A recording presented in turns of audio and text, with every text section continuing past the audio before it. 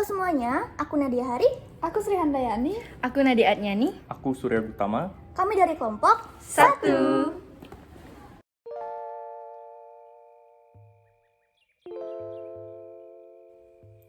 Kurikulum Merdeka adalah kurikulum dengan pembelajaran intrakurikuler yang beragam, yang mana konten akan lebih optimal agar peserta didik memiliki cukup waktu untuk mendalami konsep dan menguatkan kompetensinya.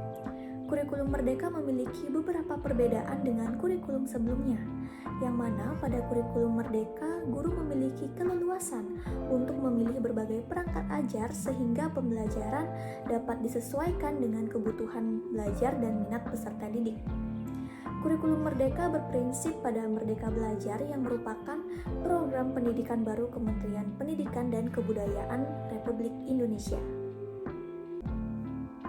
Selanjutnya, adapun karakteristik dari kurikulum 2022 atau kurikulum Merdeka antara lain, yang pertama, pengembangan soft skills dan karakter. Pengembangan soft skills dan karakter ini dapat dilakukan melalui penguatan profil pelajar Pancasila. Kemudian, yang kedua, yaitu berfokus pada materi esensial. Fokus pada materi esensial, relevan dan mendalam sehingga terdapat waktu yang cukup untuk membangun kreativitas dan inovasi peserta didik. Dan yang ketiga, pembelajaran yang fleksibel. Keleluasan bagi guru untuk melakukan pembelajaran yang sesuai terhadap capaian dan perkembangan masing-masing peserta didik. Penerapan kurikulum Merdeka. Kurikulum Merdeka mulai diterapkan setelah pembelajaran tatap muka pasca pandemi COVID-19. Kurikulum Merdeka diterapkan secara bertahap pada siswa sekolah dasar. Yang pertama pada siswa kelas 1 dan kelas 4, yang kedua pada siswa kelas 2 dan kelas 5, dan yang ketiga pada siswa kelas 3 dan kelas 6. Tujuan pengembangan modul ajar yaitu untuk memperbanyak perangkat pembelajaran yang membantu guru untuk mengembangkan pembelajaran baik secara tertutup maupun secara terbuka. Kurikulum Merdeka dengan konsep Merdeka Belajar memberikan kebebasan kepada guru untuk memilih modul ajar, dan guru dapat mengembangkan modul ajar yang disiapkan oleh pemerintah maupun menyusun modul ajar secara mandiri untuk disesuaikan dengan kemampuan peserta didik. Pelaksanaan kurikulum Merdeka.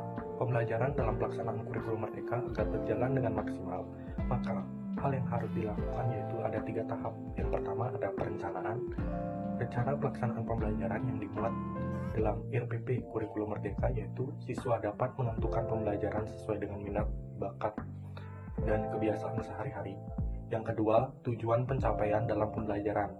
Yang ketiga, ada bukti dalam melaksanakan proses pembelajaran. Yang keempat, strategi pembelajaran dengan pendekatan metode pembelajaran. Dan yang kelima, ada penilaian dilihat dari keaktifan siswa berbicara dan menyampaikan pendapat. Yang selanjutnya ada silabus pembelajaran yang masih sama dengan kurikulum 2013, namun IPA dan IPS digabung menjadi IPAS dan PKN diganti menjadi Pendidikan Pancasila. Selanjutnya ada pelaksanaan. Yang pertama yaitu kesiapan murid dalam belajar, karena setelah pandemi banyak anak yang mengalami learning loss. Yang kedua ada minat belajar. Agar pelaksanaan pembelajaran dapat berjalan lancar, guru harus menarik minat belajar siswa dengan cara menciptakan suasana belajar yang menarik.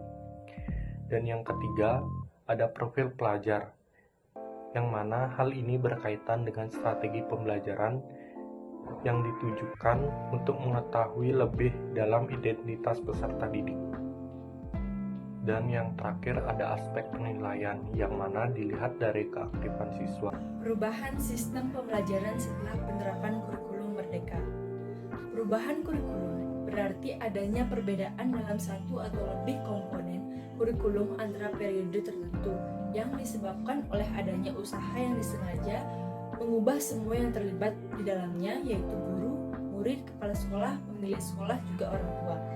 Perubahan pada kurikulum pendidikan di Indonesia dapat disebut sebagai bentuk perubahan proses. Apabila kurikulum tidak dikembangkan, maka akan sulit untuk mengatasi situasi yang cepat berubah dan penuh dengan ketidakpastian yang merupakan kompetensi penting dalam menghadapi abad ilmu pengetahuan dan teknologi informasi. Pada kurikulum Merdeka tentunya terdapat perubahan dalam sistem pendidikan. Salah satunya yaitu Merdeka Belajar yang bertujuan menjadikan pendidikan lebih terarah dengan memperbaiki sistem yang telah ada.